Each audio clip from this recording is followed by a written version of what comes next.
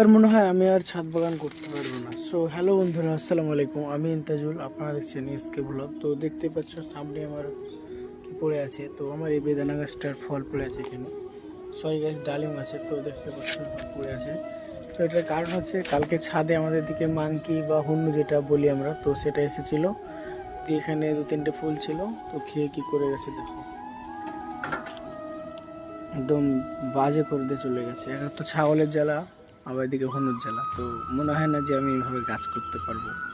দেখতে পাচ্ছ গাইস, তো আমার খুব মন খারাপ আজকে যে এত কষ্ট করে বাগান বানাচ্ছি, ছাদ বাগান করছি, তাও কোনো না কোনো দিক দিয়ে প্রবলেম চলে আসছে। তো এখানে ড্রাগন ছিল, ড্রাগনটা তাও ছাড়িয়ে নিতে পেরেছিল বাড়ির লোক, নাহলে এটাকে কাল খেয়ে নিত ঘুমোতে। তো এখানে ড্রাগন ছিল, তুমি দেখিয়েছিলাম দেখো জায়গাটায়। সেটা বাড়ির লোকে ছাড়িয়ে নিয়েছিল, আমি ছিলাম না, আমি দোকানে ছিলাম। তো সেই জন্য, নাহলে তো